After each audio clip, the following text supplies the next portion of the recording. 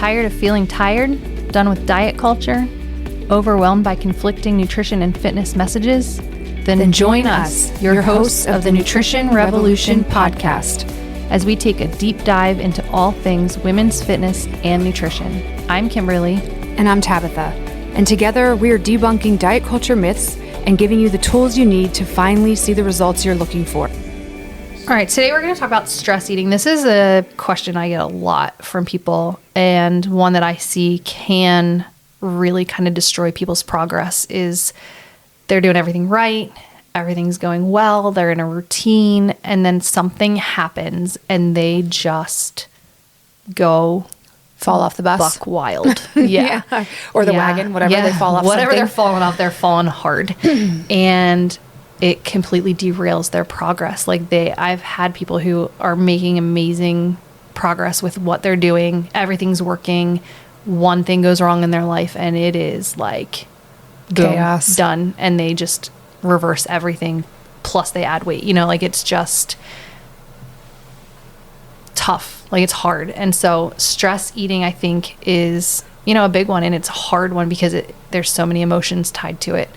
A lot of times they can identify the triggers, but sometimes they can't identify the triggers of why stress, going for food is the reason that they, or that going for food is because they're stressed. And so how, as a coach, do you handle your clients who have that tendency to stress eat or continue to allow that to derail them?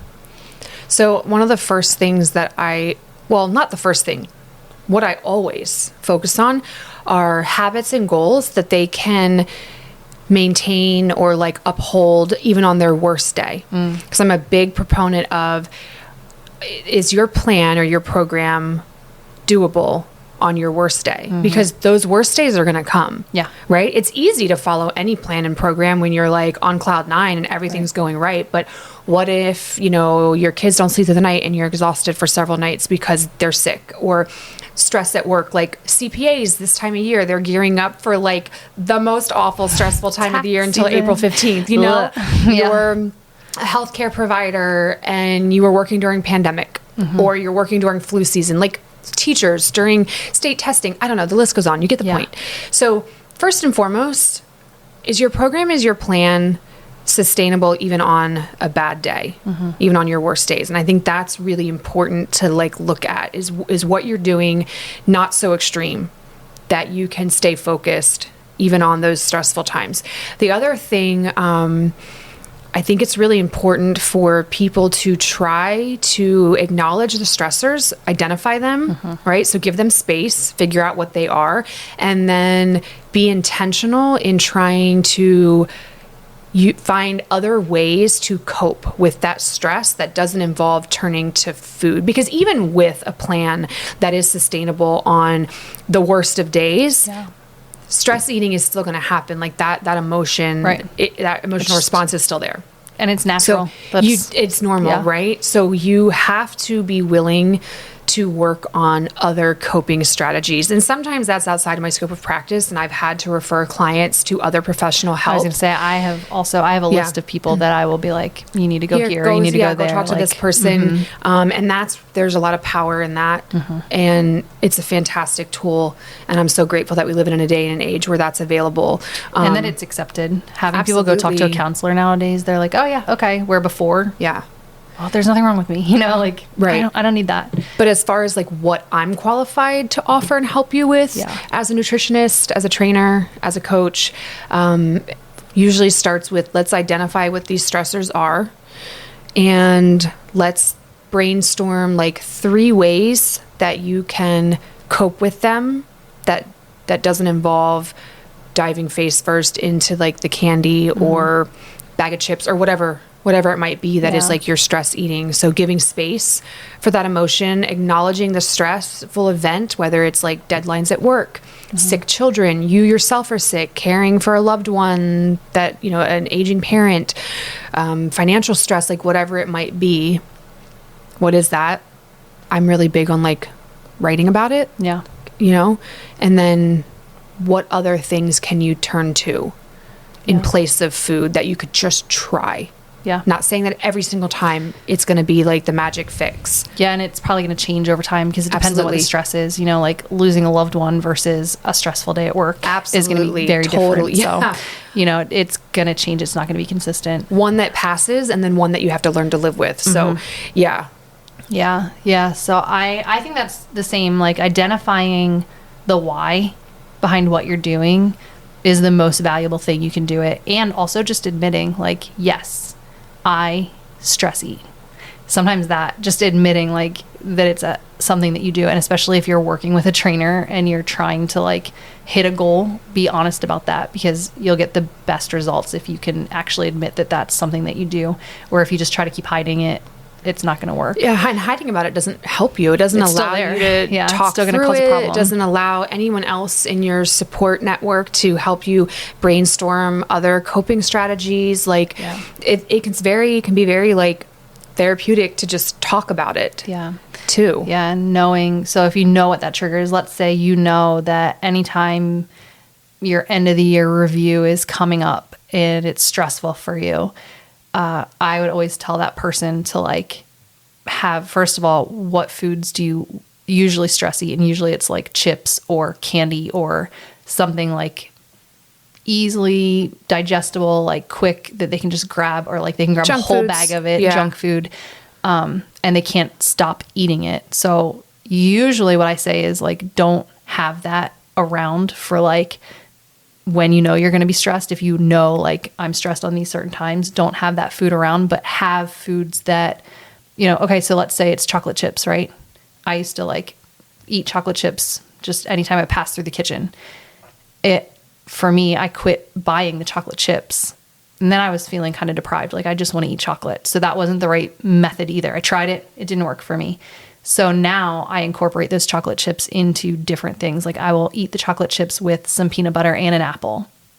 And I portion it out and put it in a bowl or Nutrition by plate. addition. Right. You know, Yeah. I'm still having the things that I want to stress eat, but I'm doing it in a way that is also allowing me to hit my goals. It's also healthy and allowing me balanced. to, yeah, it's a balanced way to do it.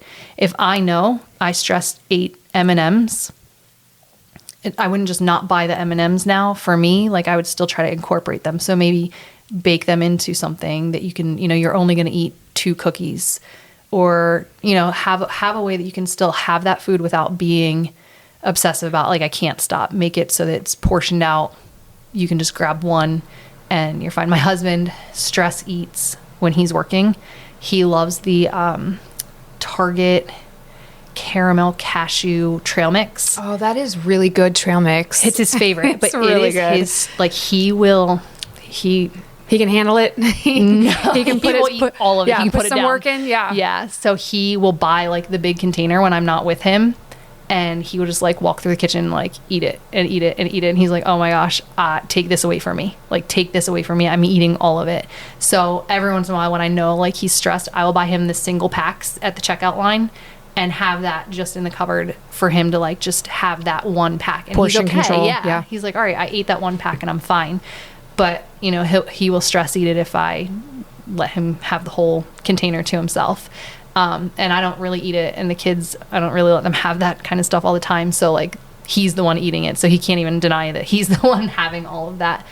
So I think having some of those strategies in place of, like, all right, know what you stress eat, know about the times. Sometimes things come up consistently that you know you're stressed for, know what those are so that you can just make a plan for when those happen. Now, not everyone knows when they're going to be stressed. So there are times that you're I like, wish we could know. I wish we I knew, wish but we, like, sometimes things are going to happen. on Like the your car's going to third break Thursday, down. And I wish. You're going to be really stressed out. Yeah. So just having some some strategies in place for when you know that you, for when you don't know you're going to be stressed out. So working out, meeting with a friend, getting sleep, outside, getting rest, going on a hike. If I'm stressed, like I just want to be outside in nature, moving my body. That helps. Now, I am like the opposite of stress eat.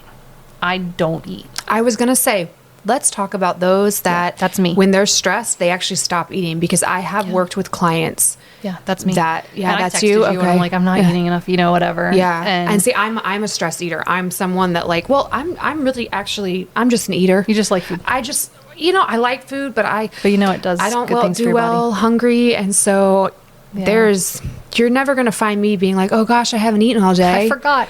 Yeah. Unless I'm deathly ill. If I am stressed, you don't eat. Okay. No. And so I have had to, so my coping mechanism for that is I have foods available that are quick, easy. I don't have to think about it. So chomp sticks, wild chips, protein yogurt shakes, packs, protein shakes. Yeah. That's why I think I have my protein shake every day, is because you don't have to think about it. I don't have to think Just about grab it. and go. I meal prep because it's just there. And everyone can tell when I'm stressed because I'm not eating, and people now, my kids and my husband will be like, did you eat today? You should eat. Don't forget to eat. Okay. Because I just don't when I'm have stressed, an appetite. if my house is messy or cluttered or I have a ton of stuff to do, eating is the last thing I want to think about. So mine's the opposite. I'm a stress not eater, which is just as bad for me. Like it can swing, the pendulum in the other direction, and then you can deal with dysfunction, and then I'm tired and cranky, and it's a spiral. So snowballs. I think when we talk about stress eating, we also need to have stress not eating in the conversation, because I feel like a lot of women especially don't eat when they're stressed out, and so we need to also identify those triggers and have things in place to fix that also. And just having quick grab options helps for me. Yeah, I agree. I think acknowledging your stress and giving it space. And then either if you're a stress eater, trying portion control, getting help if needed, right? Yeah. For additional coping skills and strategies. Making sure that you're balancing your stress with like healthy movement to help relieve your stress, getting enough sleep.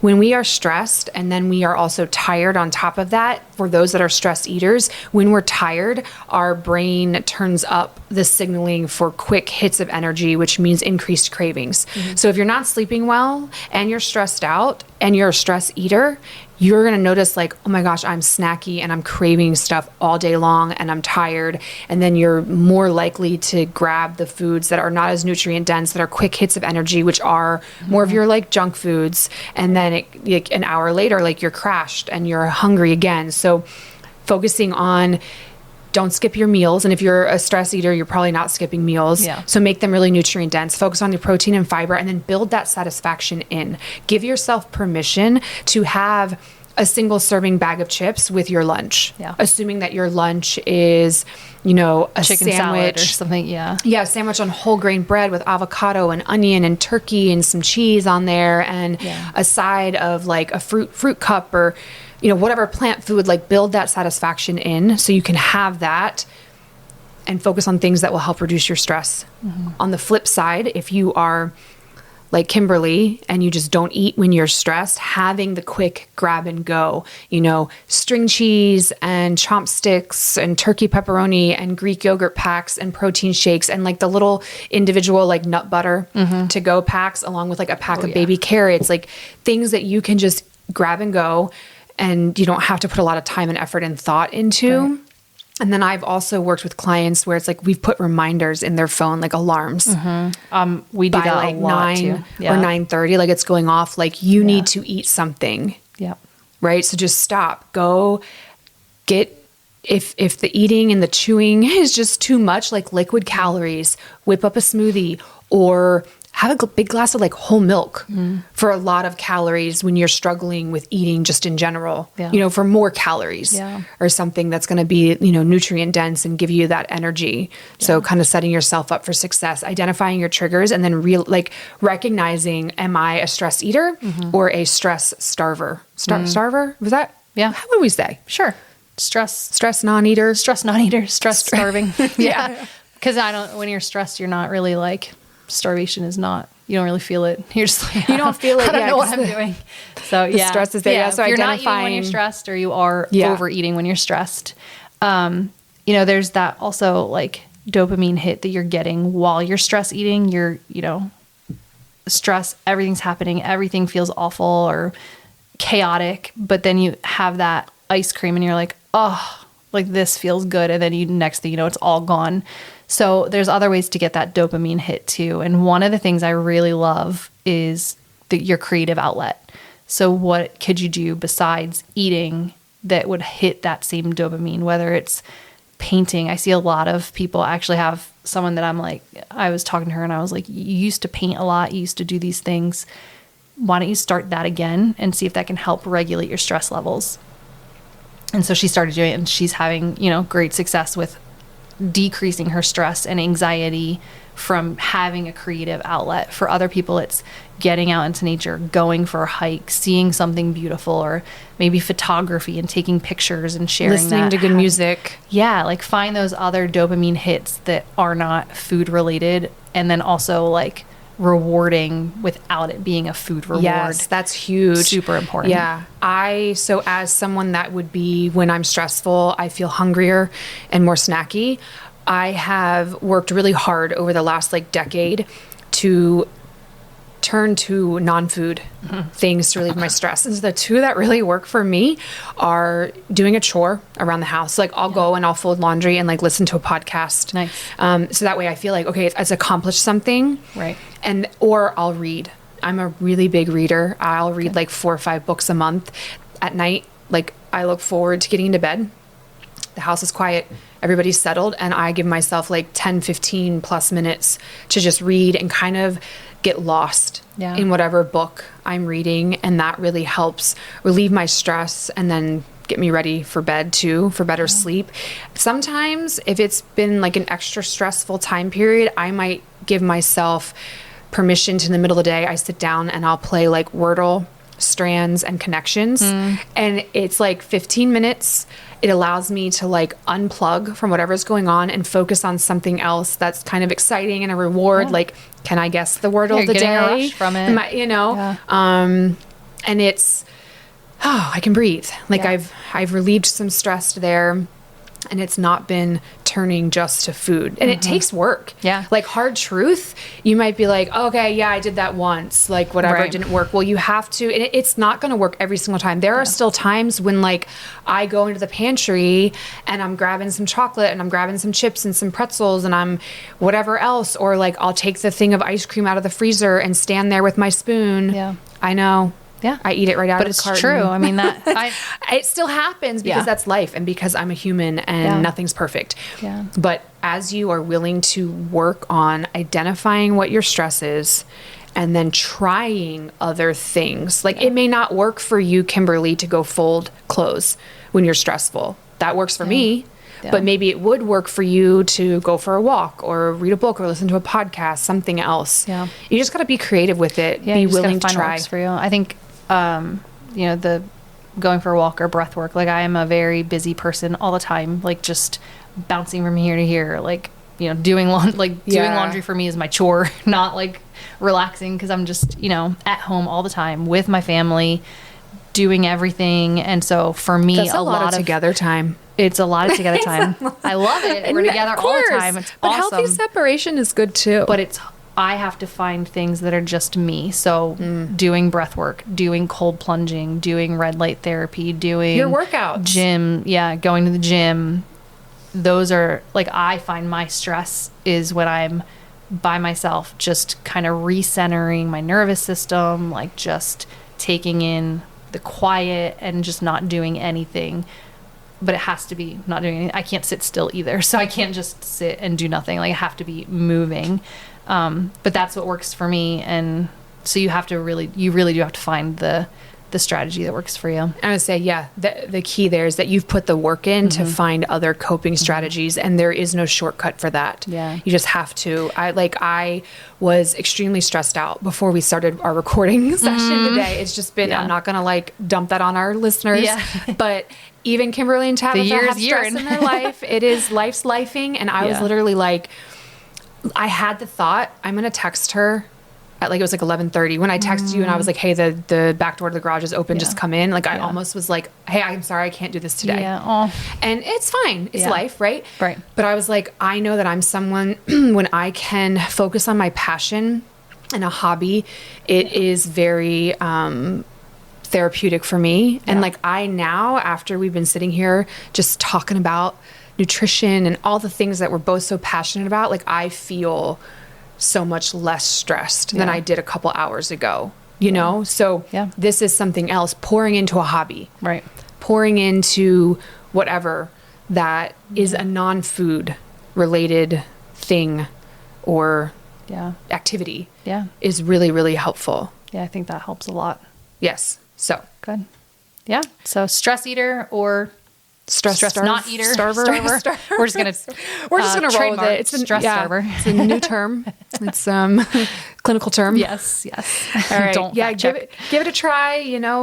Identify your stressors. Don't try to ignore them. Give them space, and then try other coping strategies. Yeah, I think that's good. Yeah. Good luck. All right. Take care. Thanks for spending your time with us. If you found this podcast helpful, we would love for you to share it with your friends and family. And don't forget to subscribe on your podcast platform. If you have nutrition or fitness questions you want answered on future episodes, we would love to hear from you. You can submit these questions to our email, Thenutritionrevolutionpodcast@gmail.com, and follow us on Instagram @TheNutritionRevolutionPodcast.